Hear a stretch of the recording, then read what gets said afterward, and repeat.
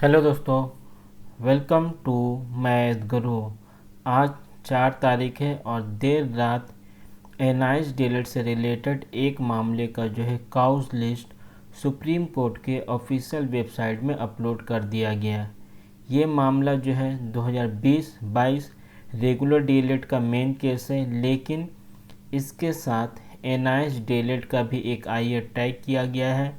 जैसा कि लगातार मैं इस केस का आप लोगों को जानकारी देते हुए आ रहा हूँ, ये कैंडिडेट का इन सभी कैंडिडेट का डीएलएड का डिग्री कंप्लीट नहीं हुआ था। उसके बावजूद भी राज्य सरकार ने इन्हें इंटरव्यू में अलाउ कर दिया। इसी को लेकर सारा का सारा मामला कलकत्ता हाई कोर्ट में जाता है, जहां से 20-22 रेगुलर डीएलएड वाले की हार होती है। फिर इस मामले को सुप्रीम कोर्ट में चैलेंज किया जाता है। इसी के साथ एनआईएस डीएलएड का भी एक आईए फाइल किया गया है। तो जिस दिन इस केस का हेयरिंग देखने को मिलेगा, उसके साथ ही एनआईएस डीएलएड का भी मामला हमें देखने को मिलेगा। तो फिलहाल ये केस 29 नंबर काउज लिस्ट में सेलेक्टेड है, यानी लिस्टेड है। तो बहुत ज़्यादा पॉसिबिलिटी है लंच के ठीक पहले हमें इस केस का हेयरिंग देखने को मिलेगा। ये केस का हेयरिंग होना तय था, क्योंकि 30 तारीख को 20-22 रेगुलर डीएलएड के द्वारा एक आईए फाइल करके रिक्वेस्ट किया गया था सुप्रीम कोर्ट में कि इस मामले को किसी भी कीमत में 4 तारीख को सुन लिया जाए, क्योंकि लास्ट हेयरिंग जो इस केस का हुआ था वो आपका नवंबर 2024 में हुआ था। उसके बाद से लगातार इस केस में डिले देखने को मिला था और एक बार भी इस केस का हेयरिंग नहीं हुआ था। लास्ट हेयरिंग 10/9/2024 के बाद 4/2/2025 को इस केस का हेयरिंग हो रहा है। इस केस की वजह से 2022 का जो वेस्ट बंगाल रिक्रूटमेंट पैनल है वो अभी भी इनकम्प्लीट है, और अभी तक जो जानकारी मिली है करीब 2000 वैकेंसी अभी भी खाली है उस पैनल में।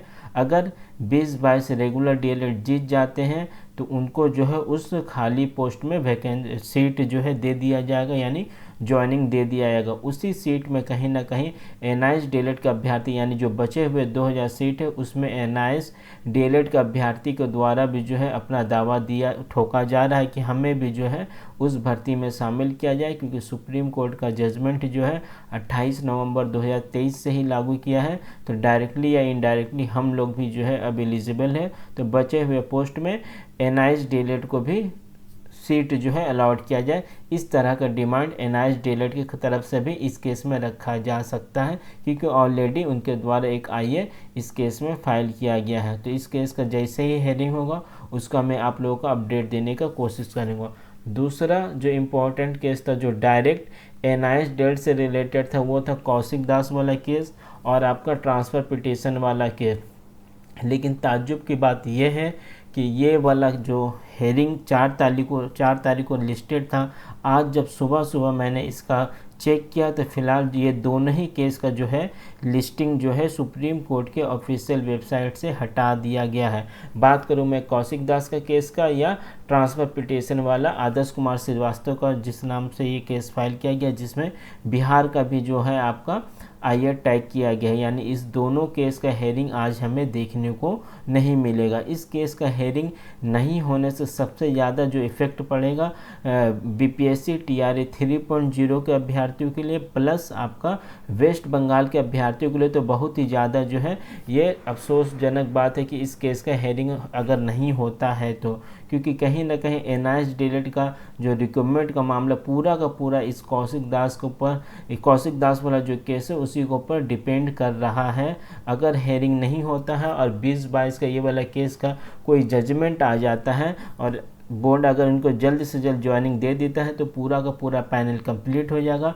फिर एनआईएस डीएलएड अगर बाद में हेयरिंग होता भी है तो कोई खास उसका फ़ायदा एनआईएस डीएलएड को नहीं मिलने वाला है। ये तो बात अब तय है, क्योंकि जो 2000 खाली पोस्ट बचे हैं वो फिलहाल जो रिज़र्व करके रखा गया है 20-22 रेगुलर डीएलएड के लिए रखा गया है, जिसमें से एनआईएस डीएलएड का अभ्यर्थी भी चाह रहे थे उनको ज्वाइनिंग मिल जाए। लेकिन अगर ये जजमेंट सिर्फ और सिर्फ 20-22 के फेवर में चला जाता है, क्योंकि एनआईएस का सिर्फ एक आईए, ये 21-287 यानी सोमन पाल वाले केस में सिर्फ एक आईए फाइल किया गया। अब आईए को सुप्रीम कोर्ट के द्वारा अलाउ किया जाएगा या नहीं किया जाएगा, ये तो बात की बात है, क्योंकि बहुत बार ऐसा देखने को मिला है जो मेन केस रहता है, सुप्रीम कोर्ट उसी को बेस बनाते हुए जजमेंट दे देता है।